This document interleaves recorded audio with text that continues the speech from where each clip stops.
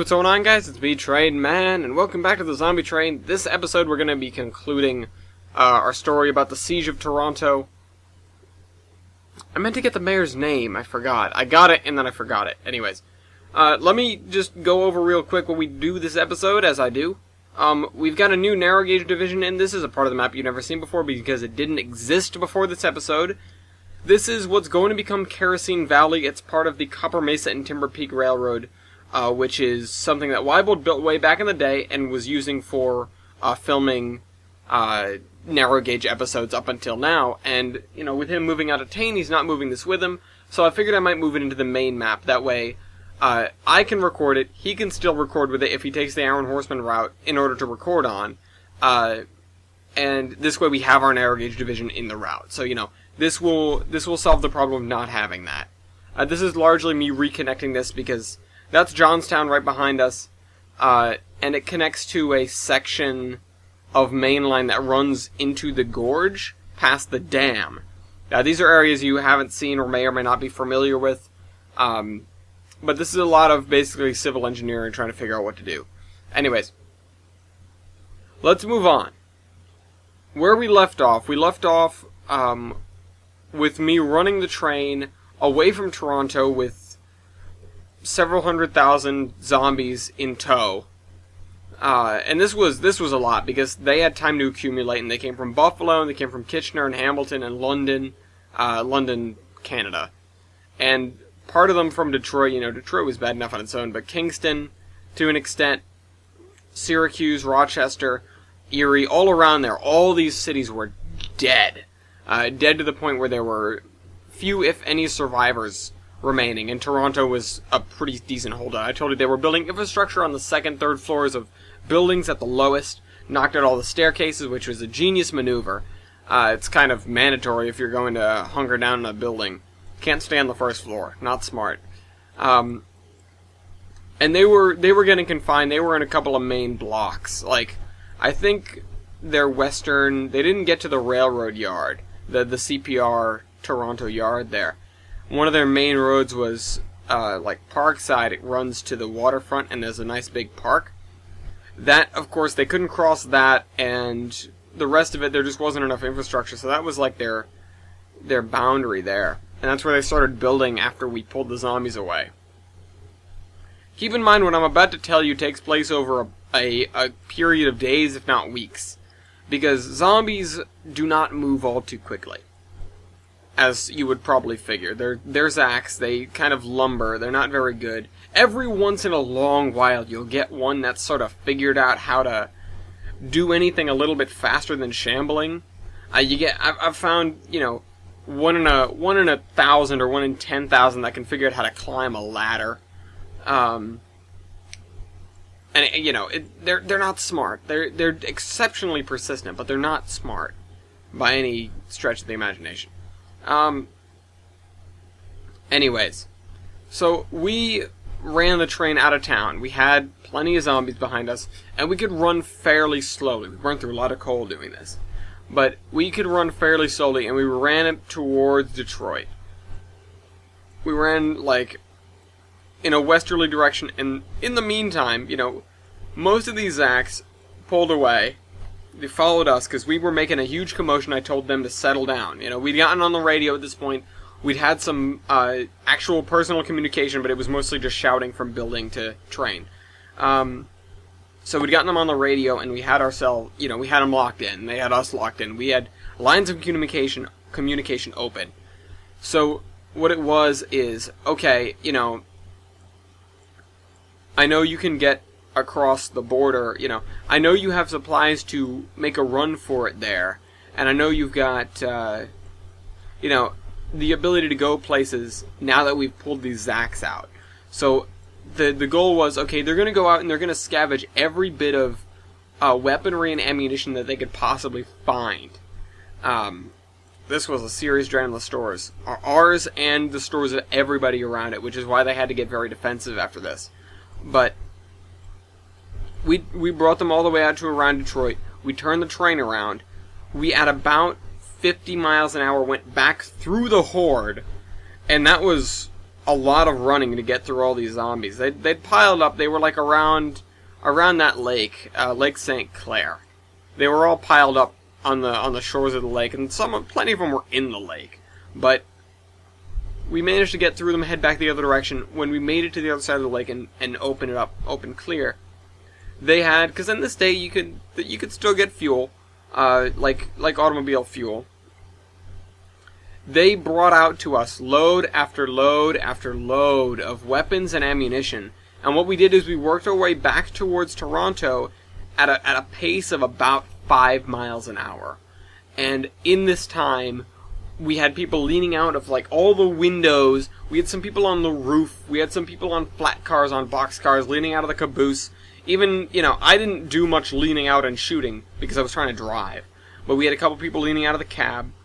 And plus we had a couple of trucks stayed with us. But, I advised them that was a bad idea. And they kind of concurred because not only could they go, we were the main distraction. And they could go fast and do supply runs. But, cars can be a lot more efficient at covering greater distances if they're moving more quickly in higher gear. With the train, it didn't matter so much. Anyways,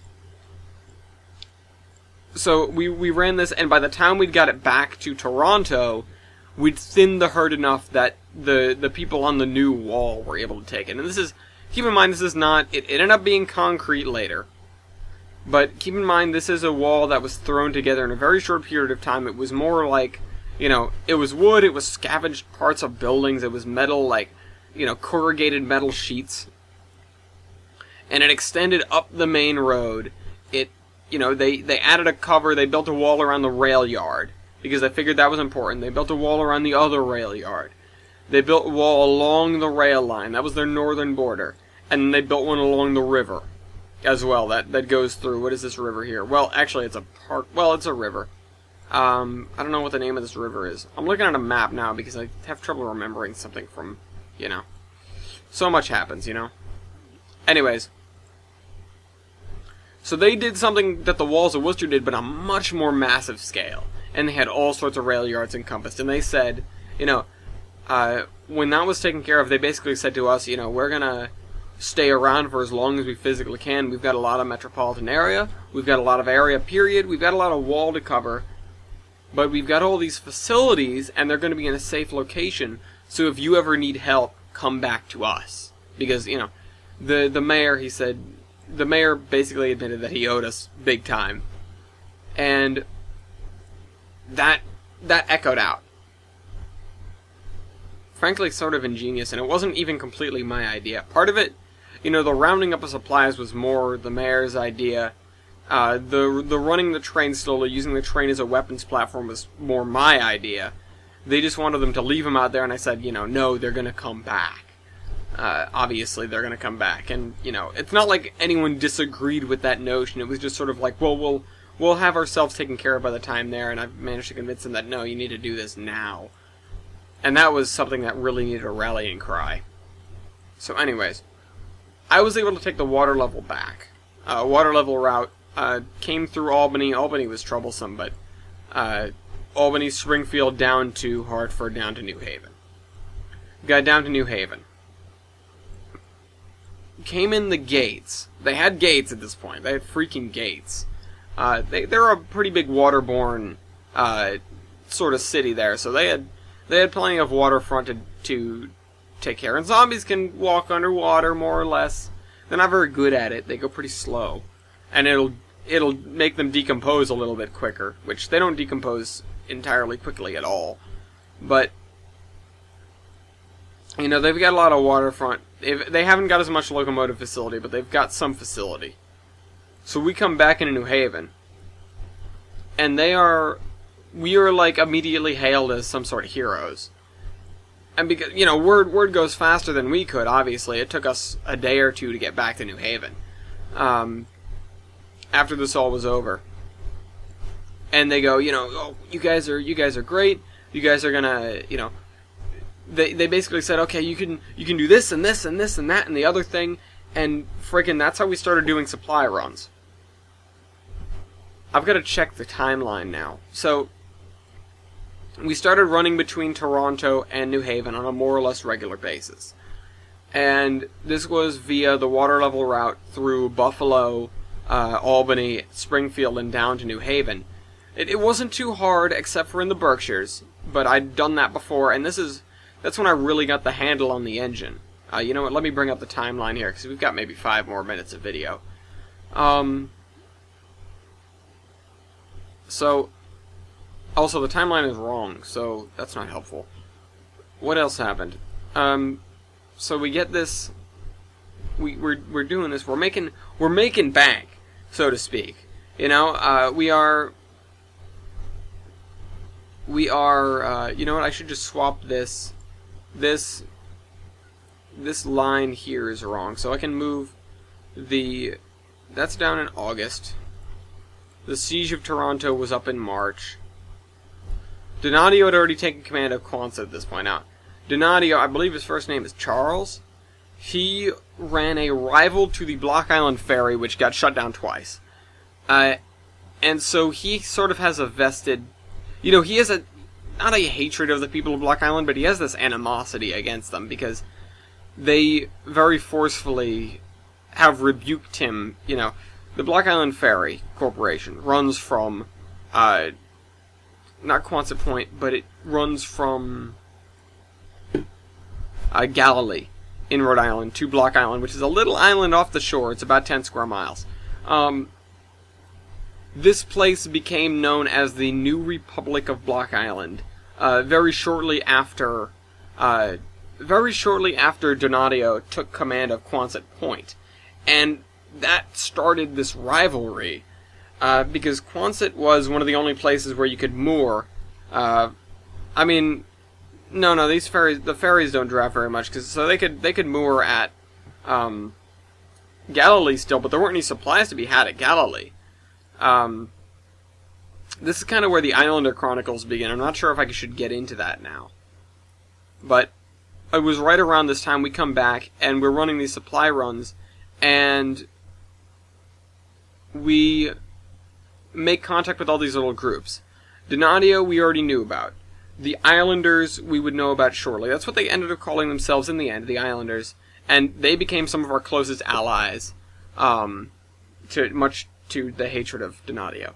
But the Islanders, we met the Pawtucks, which those were guys up in Pawtucket. They lasted a while, but they lasted longer than I expected them to, because they were very, I don't think warlike is the right word, but they were kind of unscrupulous. They were not the nicest folk to deal with.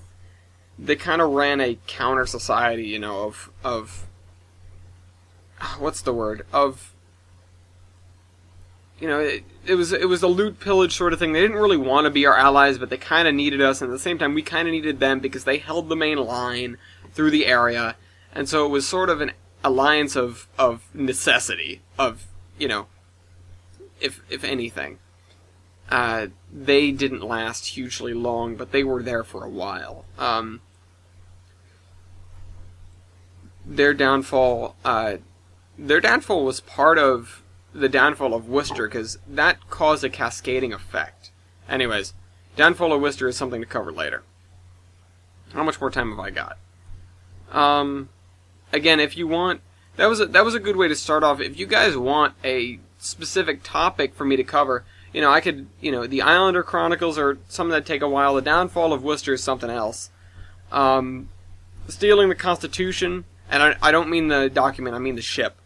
That's something to discuss. Oh no, sorry. Next episode I've got to get to what I meant to talk about initially. A couple months after we made it back to New Haven that one time. And keep in mind, in this time, New Haven and Toronto were kind of showering us with supplies, and we were trying to figure out how to expand and how to get better.